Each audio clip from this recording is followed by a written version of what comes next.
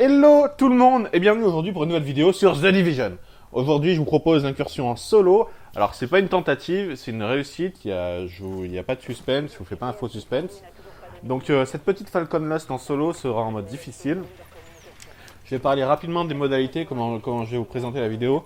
Je pense que je vais la faire en 3 fois, il y aura 3 parties. Déjà pour le temps d'upload, parce qu'il faut savoir que c'est assez long et que j'ai pas une connexion de ouf. Cette partie-là, la première, je vais vous expliquer un peu mes stratégies et comment je fais pour faire toute l'incursion. Et les deux autres, où il y aura un fond musical en dessous, à la place d'un commentary, où il y aura un petit débat. Je sais pas, par exemple, je voudrais bien faire un petit débat sur le glitch. Et peut-être que je mettrai ça par-dessus la partie 2 ou 3, je sais pas. Je vais voir.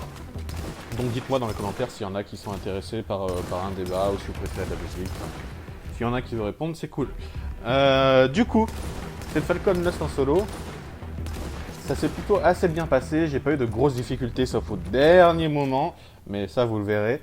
Je vais parler déjà de mes statistiques, ce qui a permis de faire en sorte que je la réussisse. J'ai les mêmes statistiques que vous avez vues sur ma vidéo Mes Stats, pour ceux qui l'ont regardé. Donc j'ai 264 000 de DPS, avec 96 000 de santé, je crois que c'est 16 000 de puissance de compétence, et 64% d'armure. Donc voilà, c'est quand même des statistiques assez élevées, mais vous pouvez les faire avec moins. J'ai pas galéré trop pour la faire. J'ai fait une petite tentative une fois, je crois, là, avant cette réussite-là. Une tentative une fois où je suis mort en manche 14, j'étais tout heureux, j'étais vachement content de mourir en manche 14. Non, je rigole, hein, j'avais vraiment les boules, c'est environ 40 minutes de perdu hein, quand vous mourrez en manche 14. Du coup, voilà, il n'y a pas dans les autres trucs que je peux vous expliquer sur mon set, j'avais donc une Vector avec auto-préservé brutal, c'est une Vector 204, et un troisième talent qui n'était pas activé, donc voilà. J'avais un M1 avec brutal. Il a quoi d'autre? Je crois qu'il a préparé, c'est-à-dire qu'à 40 mètres, vous faites plus 13,5% de dégâts.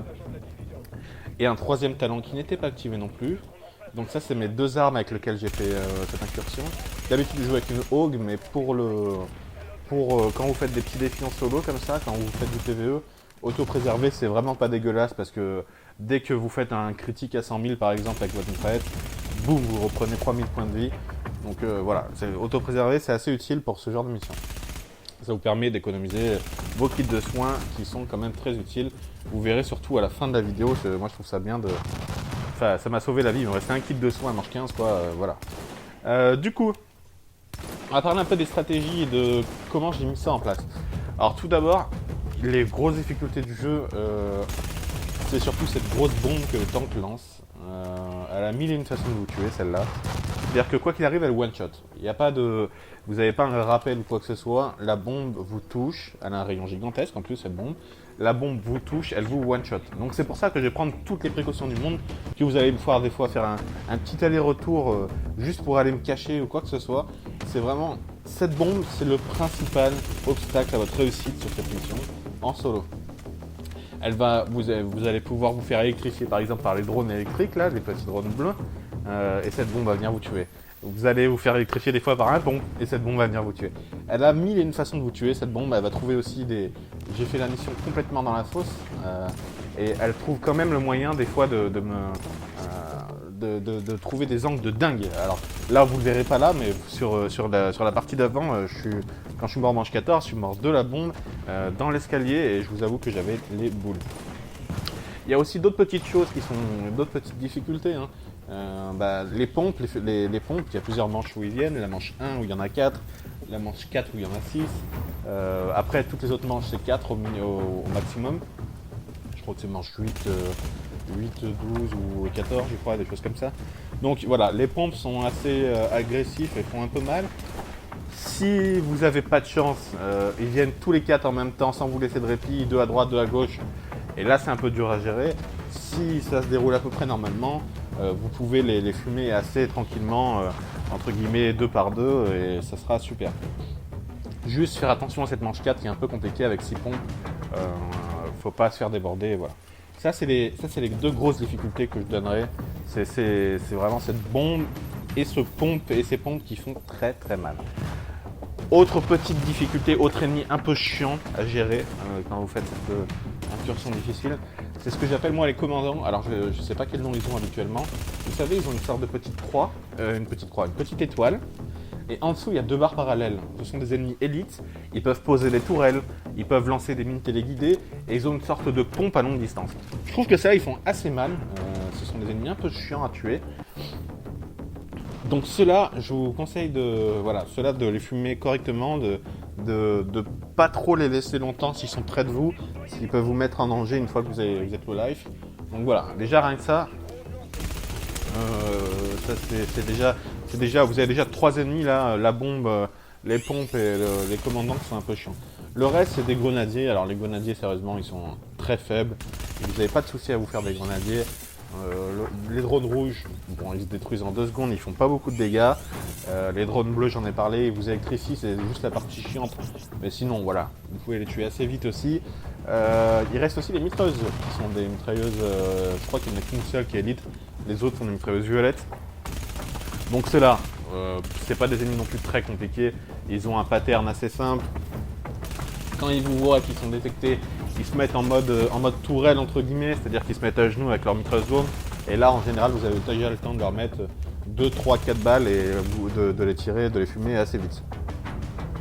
Je n'ai pas précisé, mais je joue avec le set Sentinelle, qui est un set avec lequel vous pouvez faire énormément de dégâts, vous pouvez faire les marqueurs et tout ça. Donc c'est pour ça que les ennemis tombent assez vite à ce niveau-là. Un autre ennemi, et je crois que c'est le dernier ennemi que je vais vous présenter parce que je crois que on aura fait tous les ennemis. C'est les snipers. Les snipers, dans ce mode-là, autant en mode expert, ils vous one-shot certains, ils peuvent vous one-shot. Autant là, en tout cas pour moi, avec mes 96 000 de vie, ils m'enlèvent à peine une barre de vie sur les 3 là. Un segment sur les 3. Sérieusement, c'est largement jouable, ils sont pas très forts. Vous trouvez à chaque fois un petit angle, il y a toujours un petit angle à trouver où vous voyez juste le bout de la tête. Et en général, vous ne devrez pas vous faire tirer dessus, outre mesure. Au niveau des stratégies que j'ai mis en place, la plupart du temps, ce que je fais, c'est que les phases de pompe, je m'occupe des pompes en priorité. Je mets le radar, je garde toujours un radar juste pour les manches où il y a les pompes.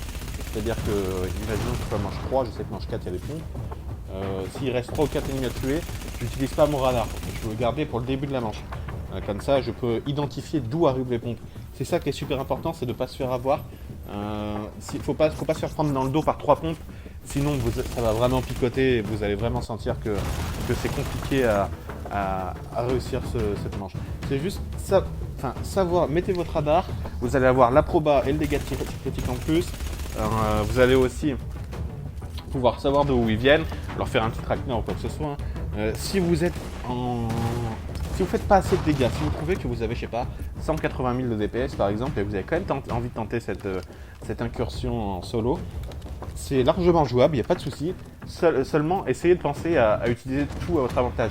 Moi, je ne l'ai pas fait, mais je l'ai pas fait parce que je suis assez à l'aise. C'est-à-dire que avec mon équipement, j'ai de quoi tuer les pompes assez vite. Mais sinon, il faut vraiment tout utiliser ce que vous pouvez utiliser, c'est-à-dire balles enflammées quand il y a les pompes. Toutes les manches où il y a les pompes, vous essayez de jouer avec les balles enflammées. Dès qu'ils arrivent, boum, ils sont enflammés, ils ne peuvent pas continuer à vous tirer dessus. Ça va les ralentir, ça va être super utile. Pareil, vous avez des grenades incendiaires, vous avez des grenades électriques, vous avez des grenades fumigènes. Il faut utiliser tout ça à votre avantage. Si vous voyez que vous ne faites pas assez de dégâts pour déglinguer les pompes, moi normalement en un demi-chargeur, je défonce un pompe, donc en un chargeur j'en tue 2. Donc voilà, moi je sais que ça c'était le repère que j'avais dans ma tête. Vous essayez de prendre vos marques, et déjà quand vous êtes à plusieurs, essayez de comprendre un peu comment fonctionnent les ennemis, comment ils se placent, comment ils jouent. Voilà, tout ce genre de choses, c'est un peu d'observation. Alors c'est rien de compliqué non plus, hein. On n'est pas là sur une mission de dingue, mais il faut prendre un peu l'habitude quand vous jouez à 4 par exemple, de bien comprendre comment font les ennemis, comment vous pouvez les tuer assez vite. Sur les manches, essayez de compter un petit peu combien d'ennemis vous avez autour de vous. Et voilà, vous allez déjà avoir des bons petits repères qui vont permettre d'avancer tranquillement. Il y a d'autres petites choses à faire attention. Il y a aussi le fait que dans les manches 11 et 15, je ne sais pas si la manche 8 aussi ça fonctionne. C'est donc les deux dernières manches où vous devez poser la bombe. les ennemis respawn quand vous en avez tué trop ou que vous avez, je sais pas si c'est une histoire de temps ou si c'est un nombre d'ennemis fixe. Mais je sais que manche 15 par exemple, ça m'est arrivé, il restait 10 menaces donc, et ben en dessous de 10 menaces il y a tous les ennemis qu'on spawn. Et si malheureusement vous êtes en train d'aller poser la bombe au moment où tous les ennemis sortent, là ça va être la galère de chez galère. Donc vraiment, je pense qu'il est important de faire ça avec quand il reste quand même pas mal d'ennemis et pour pas vous mettre en danger avec tous les ennemis qui peuvent sortir. Moi ce que je vous conseillerais c'est d'essayer de clean une zone, c'est-à-dire ou à droite ou à gauche.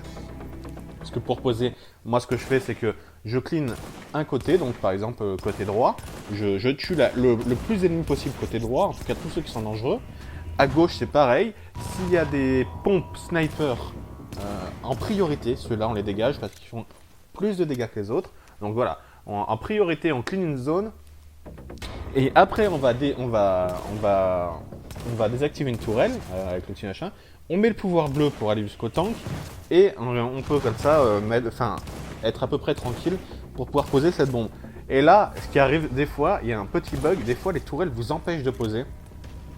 Elles vous font reculer, elles vous empêchent d'interagir avec carré. C'est un petit bug qui peut arriver. Et ça, c'est par contre le relou de chez relou.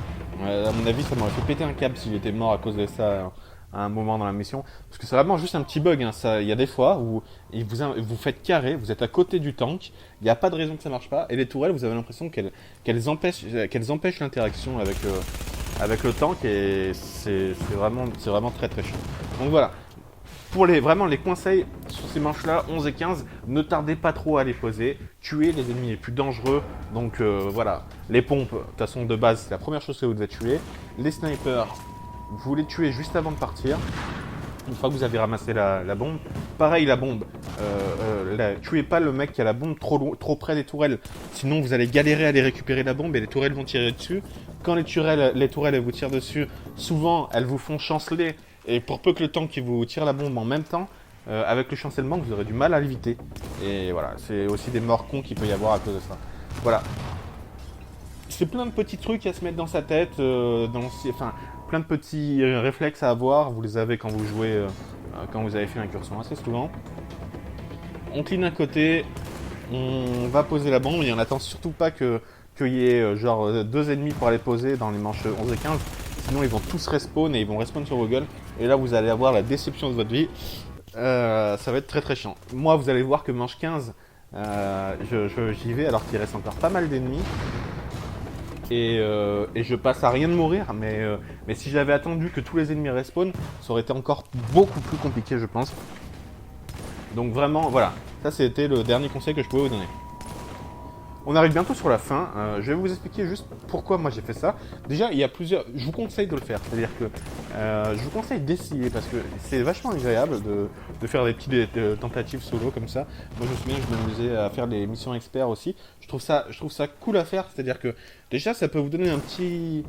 Vous pouvez un peu juger un peu mieux votre niveau, c'est-à-dire qu'il y a pas mal de choses, ça veut pas dire que vous avez un niveau de dingue si vous le réussissez, mais ça veut dire que vous avez un niveau correct dans le sens où vous avez un équipement qui fait assez mal.